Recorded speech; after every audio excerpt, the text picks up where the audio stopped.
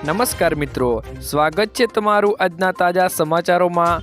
મિત્રો, આજે આપણે આજના આ વિડીયોમાં આજના 6 મોટા સમાચાર વિશે આ વિડીયોમાં મિત્રો વાત કરશું। તો જે પણ મિત્રો આપણી આ ચેનલની અંદર નવા આવ્યા છે તે મિત્રોને ખાસ વિનંતી કરીશ કે ચેનલને સબસ્ક્રાઇબ કરી લેજો। તો મિત્રો, આજની પહેલી ખબરની વાત કરીએ તો રાજ્યસભાની ચૂંટણીની તારીખો મિત્રો જાહેર થઈ ગઈ છે। ચૂંટણી પંચે રાજ્યસભાની ચૂંટણીની મિત્રો તારીખો જાહેર કરી છે। રાજ્યસભાની 4 બેઠકો માટે 27 ફેબ્રુઆરીએ મતદાન યોજાશે મિત્રો।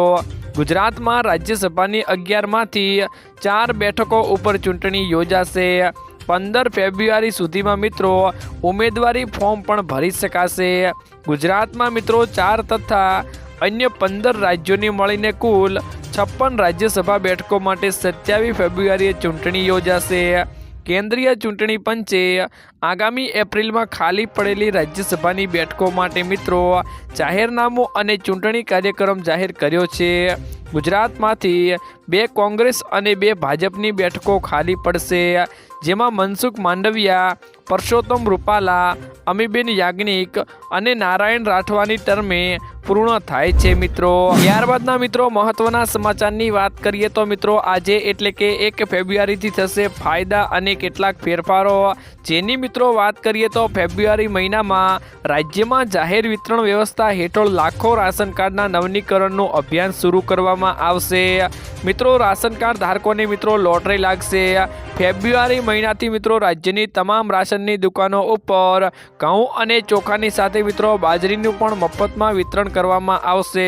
આગળ વાત કરીએ તો મિત્રો અયોગ્ય ઉમેદવારોની ઓળખ ન થઈ હોવાથી પુરવઠા વિભાગે હવે યુનિટ વેરિફિકેશનની તૈયારીઓ પણ મિત્રો શરૂ કરી છે, જેમાં કોટેદાર તે તમામ સભ્યોના અંડુખાની છાપ લેશે જેમના નામે રાશન લેવામાં આવી રહ્યું છે।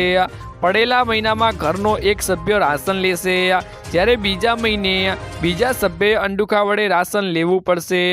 આ રીતે દર મહિને નવા સભ્યોનો અંડુકો લગાવીને એક પછી એક રાશન લેશે, જ્યાં સુધી તમામ એકમોની ચકાસણી ન થાય ત્યાં સુધી મિત્રો આ ક્રમ ચાલુ રહેશે। આગળ વાત કરીએ તો મિત્રો રાજ્યભરમાં એક તરફ પુરવઠા વિભાગ દ્વારા સાયલેન્ટ રેશન કાર્ડ ફરી શરૂ કરવાની ઝુંબેશ ચાલી રહી છે, ત્યારે બીજી તરફ સતત સાયલેન્ટ કાર્ડની સંખ્યામાં પણ વધારો જોવા મળી રહ્યો છે।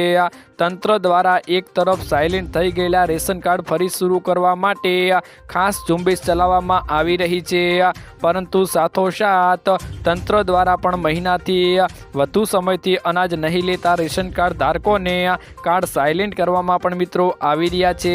આગળ વાત કરીએ તો મિત્રો એલપીજીના ભાવ પણ દર મહિનાની પહેલી તારીખે અપડેટ કરવામાં આવે છે। નવા વર્ષના પહેલા દિવસે 19 કિલોના કોમર્શિયલ ગેસ સિલિન્ડરની કિંમતમાં વધારો કરવામાં આવ્યો છે। ઘરેલું 14 કિલોગ્રામના સિલિન્ડરની કિંમતમાં કોઈ ફેરફાર કરવામાં આવ્યો નથી। આશા છે કે મિત્રો આ વખતે ફેબ્રુઆરી મહિનામાં ચૂંટણી આવી રહી છે તો તેમાં ઘટાડો જોવા મળી શકે છે મિત્રો। ત્યારબાદ મિત્રો ફેરફારની વાત કરીએ તો મળતી માહિતી મુજબ સરકારનું વચગાળાનું બજેટ 1 ફેબ્રુઆરીએ રજૂ કરાશે। સરકાર મૂડી ખર્ચમાં પણ વધારો કરે તેવી શક્યતાઓ છે મિત્રો। મધ્યમ વર્ગના માટે રાહતો પણ જાહેર થશે અને સબસ્ક્રાઇબર પ્રથમ મકાનની ખરીદી અથવા તો બાંધકામ માટે આંશિક ઉપાડ કરી શકશે, જે મિત્રો ફેબ્રુઆરીથી લાગુ થશે। અને એસબીઆઈની હોમ લોનની ઓફર ઉપર પ્રોસેસિંગ ફી અને કન્સેન્સ માટેની છેલ્લી તારીખ મિત્રો 31મી જાન્યુઆરી હતી। મિત્રો નેશનલ હાઈવે ઓથોરિટી ઇન્ડિયાએ કહ્યું છે કે કેવાયસી વગરના તમામ ફાસ્ટેગ 31 જાન્યુઆરીએ બંધ કરી દેવામાં આવશે મિત્રો। ત્યારબાદના મિત્રો મહત્વના સમાચારની વાત કરીએ તો ખેડૂત ભાઈઓને મળશે 6,000 ને બદલે 9,000 રૂપિયાનો હપ્તો। તો મિત્રો ખેડૂતોને 2,000ના હપ્તામાં વધારો થઈ શકે છે।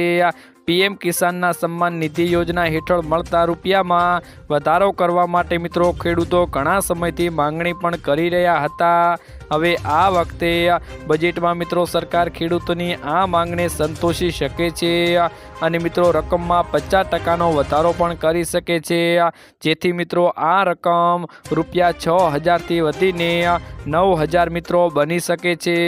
તો શું મિત્રો તમારું શું કહેવું છે કે આ હપ્તો 9,000નો કરવો જોઈએ કે નહીં? કમેન્ટ બોક્સમાં મિત્રો કમેન્ટ કરીને જરૂરથી જણાવજો। તો મિત્રો આજના આ વિડીયોમાં આટલું જ હતું। મળીશું એક નવા વિડીયોની સાથે। ત્યાં સુધી મિત્રો વિડીયોને એક લાઈક કરી તમારા મિત્રોની સાથે આજનો આ વિડીયો શેર કરી દેજો।